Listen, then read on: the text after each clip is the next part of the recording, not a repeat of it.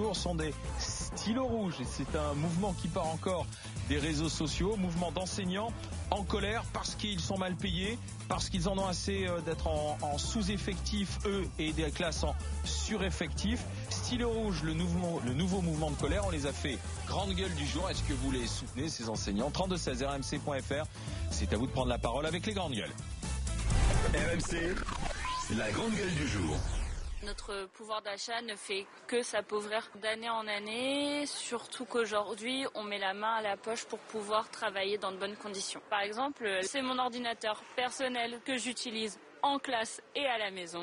Et je suis pas la seule à être dans cette situation-là. Et du coup, ce mouvement est né d'un ras-le-bol suite à l'élocution du président de la République, suite aux revendications des Gilets jaunes. On s'est rendu compte qu'encore une fois, les professeurs étaient oubliés. Alors, pour l'enseignante qui est face à nos enfants, c'est pas l'élocution du président de la République, c'est l'allocution. Hein, tu la renverras en formation, mon cher Sylvain Grandserre. Vous êtes dur. Ouais, peut-être. C'est parents rouges de colère, moi, parfois. Lundi, dans le Nord, des enseignants vont mettre 20 sur 20, peut-être bloquer des établissements aussi. C'est une colère des enseignants qui s'exprime donc via le mouvement dit des stylos rouges. Il est né sur les réseaux sociaux. Aujourd'hui, alors, je regardais au dernier pointage, on en est quasiment à plus de 50 000. On approche les 60 000 enseignants destinés à se faire entendre, à se faire respecter.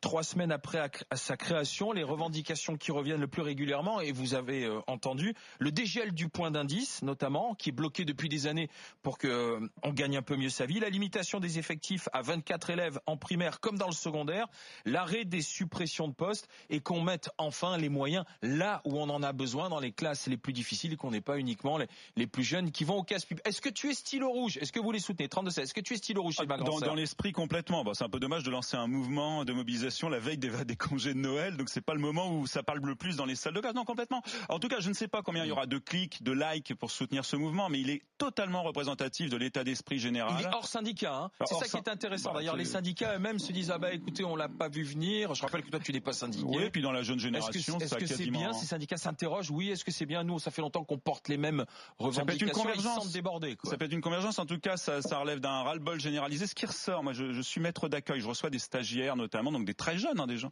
Ce qui ressort vraiment, avant même le salaire, c'est la reconnaissance. C'est vraiment ça. Alors, le salaire est une forme de reconnaissance, mais c'est l'idée qu'on est méprisé, que notre travail est totalement méconnu. Les gens n'ont aucune espèce d'idée. Là, je parle du primaire. Les gens n'ont aucune espèce d'idée de notre travail. Moi, je suis obligé à la réunion de rentrée d'expliquer mon métier. Il y a une polyvalence interne que les gens voient, français, maths, histoire, géo, sciences, techno, art plastique, musique, sport, anglais, merci. Et il y a une polyvalence externe, on est aussi l'interlocuteur pour l'orthophoniste, le médecin scolaire, et puis le PPRE, et puis le PAP, et puis le PAI, et puis l'équipe éducative, et le conseil de cycle, le conseil de maître, le conseil d'école, le PPMS, enfin... Je sais pas si les gens imaginent à quoi ressemblent nos journées. Donc voilà. Et nous, ce qu'on se prend dans la face, alors qu'on a affaire avec des gens en difficulté, je parle des familles, je parle des enfants, on fait de notre mieux et constamment, on revient à Marcel Pagnol, parce que dans les mémoires de Marcel Pagnol, déjà, qu'est-ce qu'on reprochait à son papa instituteur? T'es en vacances? T'as les vacances? Je dirais, mais on va un jour évoluer, on va changer un jour. Est-ce que les gens vont arrêter leur médiocrité, s'intéresser au métier, aller voir ce qui se passe dans les écoles, aller voir ce qui se passe dans les classes? Comment on traite les 3 millions d'enfants sous le seuil de pauvreté? 3 millions. Faut voir ce que c'est aujourd'hui. Ces enfants qui passent leur enfance devant les écrans et que nous on reçoit en classe fatigués, surexcités, hyperactifs. Voilà. Et vraiment, le principal point, il est d'abord sur la reconnaissance sociale. Et ils l'ont mis en 6e. Après, sur les salaires, alors là, effectivement, non, là, moi j'en peux plus des discours sur vous avez la vocation. Oui, mais la vocation, elle paye pas mon emprunt immobilier, elle rembourse pas ma bagnole. Il y a un moment, il faut mettre sur la table la question. Combien tu gagnes? Alors, tu es prof tu es enseignant depuis combien de temps? Alors, je veux d'abord rappeler le niveau de qualification, parce que les gens ont toujours l'idée de l'instit qu'on recrutait après le bac. Mais c'est fini. Aujourd'hui, un enseignant, un professeur des écoles depuis 89, désormais un professeur des écoles a un master 2, il a un bac plus 5, et surtout, on l'oublie, ça c'est la partie diplôme. Mais à côté, il y a la partie concours. En plus, il faut avoir un concours difficile, où seuls certains, les meilleurs, seront recrutés. Eh bien, tu démarres autour de 1400, 1500 euros, donc à peine au-dessus du SMIC, avec un bac plus 5, c'est rare. Et surtout, tu as une évolution très très très faible. Moi, jusqu'à cet été, parce que là, je fais partie des heureux bénéficiaires d'un changement de grade, mais jusqu'à cet été, après 24 ans d'ancienneté, je gagnais 2300 euros. Il y a un auditeur un jour qui m'a interpellé, qui a dit « Oh, la pleureuse, toujours en train de pleurer ». Je lui dis « Je gagne combien à votre avis au bout de 24 ans ?» Il m'a dit « 3005 ». Là, au GG, quelqu'un m'avait interpellé, il pensait que je gagnais 3005, il m'avait augmenté de 50%. Donc la question des salaires, faut la poser, parce que moi je veux bien être comparé avec les autres pays, mais alors là, on y va. Au primaire, on a une spécificité, on est ceux dans l'OCDE avec lesquels on nous compare. On est ceux qui faisons le plus d'heures de classe, on en fait moins ailleurs. On est ceux qui avons le plus d'élèves, ils en ont moins qu'ailleurs. Et par contre, on est dans les moins bien payés, eux sont mieux payés. Donc les autres sont mieux payés avec moins d'élèves pour faire moins d'heures. Donc moi je veux bien qu'on fasse des comparaisons internationales, mais on met tout sur la table. Rosa Méziane, d'accord avec le coup de gueule on va du aller faire stylet les rouge. comparaisons, bien sûr. Alors non, pas d'accord avec Monsieur Grandserre. On est dans une société. Appelle-moi maître. On est dans une société où le politique en fait est incapable de débattre du fond. Je l'ai dit tout à l'heure, on est dans le pays le plus redistributif, donc ce qui veut dire qu'on donne énormément aux régaliens et donc à l'éducation. Et en fait, on a du mal à tenir un discours de vérité. Quand est-ce qu'on va remettre en cause l'efficacité de nos institutions publiques? Et c'est ça en fait le problème, c'est un problème d'efficacité. Je vais prendre le cas de l'Allemagne parce que tant mieux. Comment on explique qu'en Allemagne, ils arrivent à faire mieux pour le même budget, donc 70 milliards, alors qu'ils ont 1,2, alors qu'on a, nous, 1,2 million d'élèves en moins par rapport à eux. Donc, ils rationalisent beaucoup mieux les coûts, donc ils ont beaucoup moins d'établissements que nous. Ils sont mieux payés, c'est vrai. Ils sont mieux payés, mais par contre, ils ont plus de matière à enseigner, ils ont beaucoup plus d'heures. Tu parles, pardon, là, t'es sur le secondaire ? C'est l'ensemble. Non, c'est pas la primaire. Je suis sur le collège et sur le lycée. Mais les stylos rouges, c'est pas uniquement le primaire. Non, ça concerne. D'ailleurs, ce qui va se passer dans le Nord, le 20 sur 20 et le blocage d'établissement, c'est le secondaire. Donc, il faut pas effectivement focaliser sur le primaire parce que le collège aussi se passe énormément de choses et c'est là où on a aussi énormément de décrochage scolaire. Donc, ils rationalisent mieux les coûts, ils sont mieux payés certes, mais par contre, ils font plus de matière et ils font aussi plus d'heures. Donc, 17 775 heures en moyenne sur l'année. Quand on a 16 semaines de vacances scolaires. Alors certes, on travaille pendant les vacances, mais il faudrait peut-être aussi remettre en cause ce que font les professeurs pendant ces vacances scolaires. Moi, je prône par exemple des écoles qui soient ouvertes pour accueillir les élèves qui souhaitent y venir pour avoir du soutien scolaire ou autre chose. Ça s'appelle les stages de remise à niveau, ça existe depuis des années. Oui, mais il n'y en a pas partout. Parce qu'il faut des volontaires pour le faire. Et les gens, quand ils arrivent en vacances, ils sont fatigués. Moi, je suis pas sur la base du volontariat, justement. Moi, je suis fatigué. Quand j'arrive aux vacances, je suis fatigué. Et mes élèves aussi. Je te rappelle que les vacances ont été inventées pour les élèves avant de les mettre pour les professeurs. C'est 5 semaines de congés payés pour la totalité des Français, alors que c'est 12 semaines de vacances scolaires. On n'est pas aux 35 heures. Hein. On n'est pas du tout aux 35 heures en classe. C'est-à-dire que moi, intramuros, déjà, je passe 40 heures de base dans ma structure scolaire. Plus ce que je fais à faire après en tant que directeur le mercredi ou le samedi. Donc déjà, moi, si tu mets aux 35 heures, le jeudi, mais attends, par rapport à ce que dit Rose, comment tu expliques, avant d'écouter Thibaut, qu'en Allemagne, ce soit rationalisé, le budget est moins important et ils ont de meilleurs résultats où ils arrivent mieux à s'organiser. Il ne faut pas confondre le budget éducation nationale, ce qui est voté chaque année, le budget, en tenant en compte et la dépense éducative.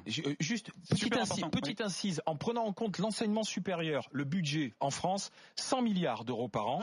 Soit 4 356 euros par seconde, c'est une espèce de compteur qui sont dépensés pour l'éducation nationale, 12 millions d'élèves, le budget je prends en compte l'enseignement supérieur aussi, hein. Ça fait 2110 euros par habitant, c'est 6% du produit intérieur brut. Voilà l'éducation. Et je vais terminer en prenant en compte l'enseignement supérieur. Il faut qu'on change notre rapport au service public. On n'arrête pas d'entendre qu'on se plaint de payer des impôts, mais il faut aussi qu'on parle efficacité. C'est 150 000 élèves qui sortent du système scolaire et qui sont en échec. Enfin, à un moment donné, les professeurs ou les enseignants ont aussi une responsabilité sur ces élèves. Pourquoi ? Parce que on donne par exemple ils n'ont pas de parents, ces enfants, c'est formidable.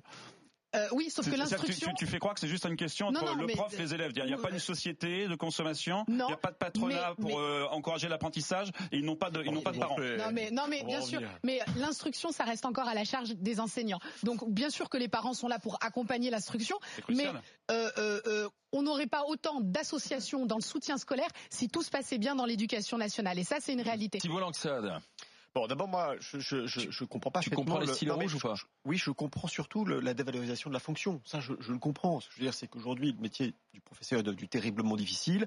C'est un éducateur social, c'est un éducateur moral. Il interagit dans plein de domaines autre que la science qu'il doit donner à ses élèves. Donc il a un métier compliqué. Après le résultat, oui, il y a 30 milliards de coûts complémentaires par rapport à l'Allemagne, ce qui pose question alors qu'on a moins de jeunes à former. Et puis le résultat, il y a 150 000 jeunes qui sortent effectivement sans aucune qualification. Donc ça, c'est pas de la responsabilité de l'entreprise. Ils sortent sans qualification, c'est de la responsabilité de l'éducation nationale ou des parents, parce qu'on va venir après sur le triptyque. Et puis, on a un taux de chômage des jeunes en France qui est de 25%, qui est le taux de chômage le plus important en Europe. Donc on a une vraie problématique d'employabilité. Et quand on regarde côté, cette fois, entrepreneurial, patronal, l'éducation nationale est une horrible gare de triage qui, à partir de la 6e, où on les met sur des aiguillages, dont beaucoup de ces aiguillages terminent sur des voies sans issue, peu valorisées. Et tu comprends cette colère ou pas? Bien sûr que je la comprends. Bien sûr que je la comprends. Parce qu'elle a un coût aussi pour les finances publiques au moment où on parle de rationalisation du budget et autres. Et si on veut s'étalonner par rapport à l'Allemagne, elle a un coût complémentaire de 30 milliards. Donc ça veut dire que c'est mal utilisé, c'est mal réparti, c'est mal foutu. Il y a trop de monde, je ne dis pas qu'il y a trop de professeurs, c'est mal utilisé, mal redistribué, et force est de constater que nous ne sommes pas bons. Et les résultats, c'est 150 000 jeunes sans aucun diplôme, c'est 25% de chômage de jeunes, ce qui effectivement nous place en queue de peloton. Donc on a un problème de fond. Après, l'éducation nationale est responsable, mais c'est un triptyque. La responsabilité, elle est partagée avec les familles, elle est partagée avec l'éducation nationale, et elle est également partagée avec les entreprises qui doivent s'assurer et participer à l'employabilité de ces jeunes. Sauf que, je rappelle juste sur les 150 Kevin qui est professeur des écoles. C'est bien parce que tout le monde a appris par cœur ce nombre de 150 000 jeunes. Alors moi je voudrais juste apporter un élément, c'est que c'était 4 fois plus il y a 30 ans. C'est-à-dire qu'en fait ce nombre insupportable, c'est vrai, de jeunes qui se retrouvent sans qualification, il était 4 fois plus grave, mais à une époque où il y avait une plus forte employabilité des gens qui n'avaient que leurs bras pour se défendre. On oublie aussi mais tu les embauchais il y a 30 ans, ces gens-là. Voilà, tout à fait. Aujourd'hui, robotisés, mécanisés, informatisés, forcément, ces gens-là se retrouvent en concurrence avec la machine. Surtout, moi, ce que je constate, c'est qu'en Allemagne, il y a un niveau d'apprentissage. L'apprentissage est valorisé. En Allemagne, partir en filière d'apprentissage, c'est bien, c'est bon, c'est beau, ça te donne du boulot, un salaire, c'est valorisé. En France, c'est une voie de garage, c'est la punition. Quand on dit à ton enfant, il va partir en lycée technique, en lycée professionnel, c'est la punition. Mais là, on s'est un peu éloigné parce qu'on parle formation et autres. Là, on parle gel du salaire, on parle reconnaissance de la profession, on parle de profs qui veulent être mieux payés, qui veulent avoir moins d'élèves dans les classes. Alors, je vais te dire, depuis 30 ans que j'ai commencé ce boulot de journaliste, j'ai toujours entendu dire les profs, on est mal payés et on a et on veut moins d'élèves dans les classes. Et c'est vrai que quand je regarde des fois les photos de classe, on était 30 ou 32 par classe. Donc, c'est la faute du politique, c'est la faute des profs qui veulent pas changer. Moi, je comprends pas. Ça fait 30 ans qu'on est sur les mêmes choses. Les méthodes, elles vont être là. Ce que je veux dire, c'est qu'on peut parler effectivement des questions de fin de mois, on peut parler de statut, on peut parler de revalorisation du métier, mais ça passe par une réforme systémique. Donc on peut dire, il faut augmenter. Donc c'est leur faute, ils ne veulent pas bouger alors. Ils ont fait que ça. C'est la faute des politiques, c'est la faute des résistances des syndicats, c'est la faute de beaucoup de monde. Ce que je veux dire, c'est pas uniquement les stylos rouges. Mais si on n'a pas une réforme systémique, avec un triptyque qui fonctionne, qui est la famille, l'éducation et les entreprises, ça ne fonctionnera pas. Et un courage politique. Le problème, c'est que ça fait 30 ans que cette machine n'est irréformable. Mais le problème, quand vous dites l'éducation nationale, on ne sait pas de qui vous parlez, puisque on ne sait pas si on critique le ministre, le prof, le système. Moi, je constate, par exemple, quand on demande aux professeurs allemands, est-ce que vous êtes satisfait de votre formation ? Il n'y a que 6% d'insatisfaits. En France, on est à 40%. C'est-à-dire que dès le départ, les jeunes professeurs se trouvent mal justement, formés. Dans un instant, Kevin, professeur des écoles, contre les stylés rouges. Et pourtant, il est d'accord avec leurs revendications. Et puis au 32 Seb, il y a une auditrice des GG qui, elle, est stylo rouge, s'appelle Lydia, et elle témoignera. À tout de suite avec les grandes gueules, en direct sur RMC. Et RMC Story avec Rose, Sylvain et Thibaut. RMC jusqu'à midi. Les grandes gueules.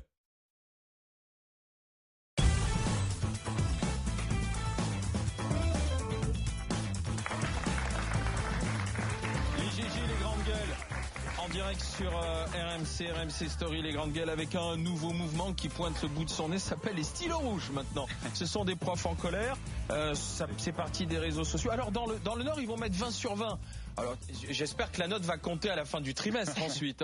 C'est bien ça de mettre 20 sur 20 ou pas? Je suis pas fan du tout. Alors toi, inversement, j'aime pas trop qu'on joue avec ça. Ça dévalorise le travail. Non, je préférais une semaine sans note aussi pour déstresser tout le monde, ou des actions. Parce que là du coup, c'est un peu joué avec les termes. Kevin, bonjour.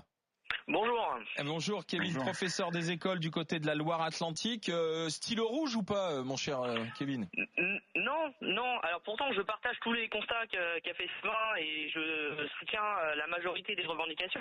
Mais moi, ce qui m'agace, c'est pourquoi se distinguer? À un moment donné, si on n'est pas content et si c'est dans un contexte global, mais seulement chez les enseignants, il y a une prétention qui m'énerve chez beaucoup de mes collègues de se dire, non, on va surtout pas aller se mêler à la populace, on va se mettre au-dessus et puis on va faire notre truc dans notre coin. Donc on reproche aux gens de ne pas comprendre notre métier, mais est-ce que nous aussi on fait l'effort de se mettre avec les autres et de comprendre? Donc à un moment donné, en tant qu'enseignant pas content, on met notre gilet jaune et on va sur les ronds-points avec les autres.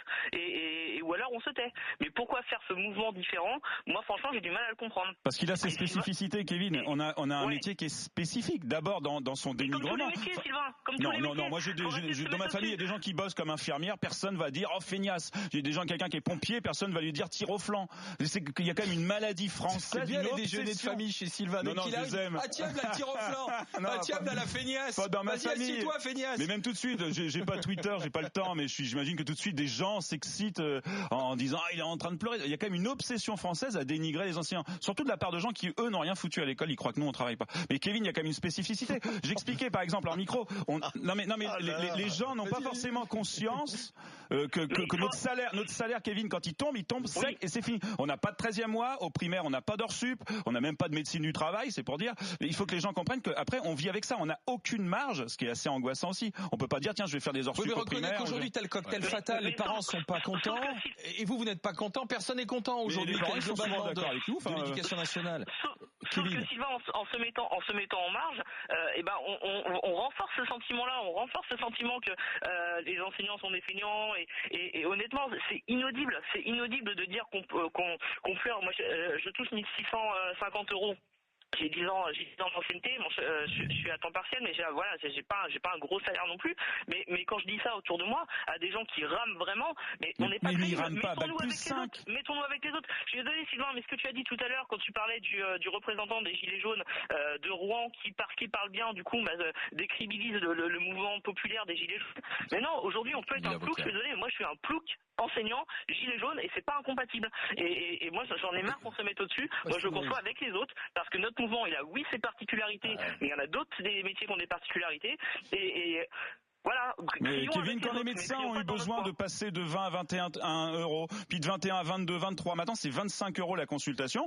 Là, tout le monde c'est pas cher payé, c'est ce qu'ils disent. Oui, mais vous êtes plusieurs millions, donc l'augmentation, si tu veux, même si c'est des choix de société. En Allemagne, même si elle est faible, ça impacte. Et là, c'est un vrai choix. Et le budget, je l'ai rappelé, le budget, tu as vu de combien il est? C'est pas un budget. Il est de 100 milliards, le budget en comptant l'enseignement supérieur. Oui, mais là, vous mélangez tout. C'est-à-dire que vous confondez le budget d'éducation nationale qui est voté chaque année avec la dépense nationale éducative. Dans ma commune, ils ont acheté un quart pour les élèves. Vous imaginez la dépense que ça représente répartie sur 120 élèves. Mais il faut vraiment avoir ça en tête. Voilà, c'est un choix de société en moment. En France, le salaire annuel minimum pour répondre à Rose, le salaire annuel minimum en France dans l'éducation nationale, c'est 24 000 €. En Allemagne, le salaire minimum dans l'éducation, c'est 45 000. C'est pas 10%, c'est pas 20%, c'est 100%. On paye les profs le double au début. Alors, vous vous rendez compte? Merci à Kevin d'avoir été avec nous. 45 000 pour travailler plus de matière, et aussi ils n'arrivent pas au sésame de l'emploi couvert à vie, puisqu'ils commencent par un processus de titularisation hyper long.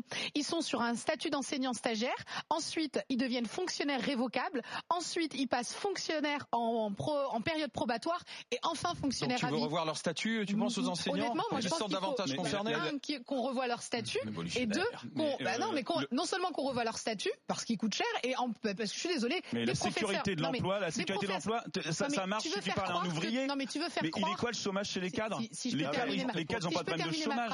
Non, mais si tu veux faire croire que tous les enseignants se valent, c'est faux. C'est-à-dire que des mauvais professeurs et des mauvais enseignants, on en a connu. Des gens qui envoyaient des hordes d'enfants. Mais bien sûr qu'on est obligé de faire avec. Des hordes d'enfants dans des voies de garage, comme tu disais. Il y en a plein. Donc à un moment donné, il y a aussi une question d'efficacité. Thibault Langsade, et on écoute Lydia Stylo Rouge. C'est simple, c'est que je pense que personne en France aurait envie d'augmenter les enseignants. Je pense que c'est juste un exercice qui est contraint. Et comment tu les augmentes? Quelle est la réforme que tu proposes pour pouvoir les augmenter? Alors si tu me dis qu'il suffit de pas construire un porte-avions pour augmenter les professeurs, on est dans la démagogie. Mais globalement, il faut réformer le système.